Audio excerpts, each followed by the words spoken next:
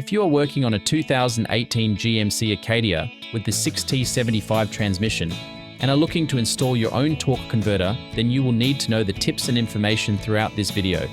Okay, so a quick overview of what we are going to accomplish. If you look inside the bell housing of the transmission, you will see the input shaft. On this shaft, you will see splines or teeth.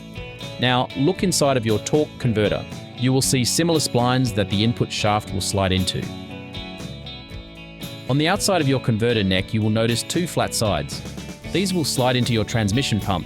It is very important to seat this converter all the way back or you will damage your pump on installation.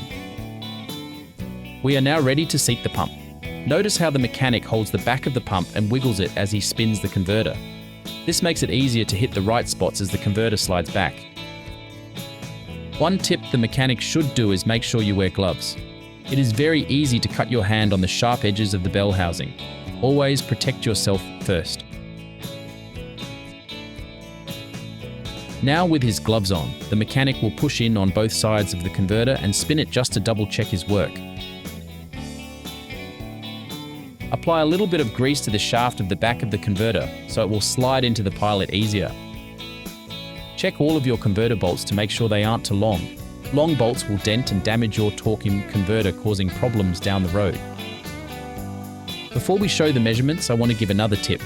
Make sure both of your dial pins are in the engine.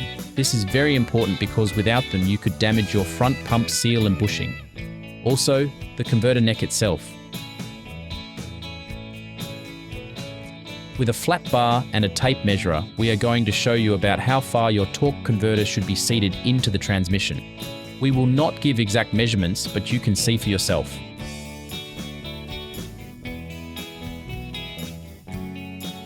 With this converter all the way back, we are now ready to install the transmission. We will show how free the converter should be once installed. We now have the transmission and engine bolted together. Reaching through the starter hole, you should be able to freely spin the converter with your fingers. If it is tight and won't spin, you have jammed the pump. You will need to remove and try again. I hope this video helps. If you have any questions, leave a comment below and we will try to respond to everyone. Thanks for watching and please subscribe.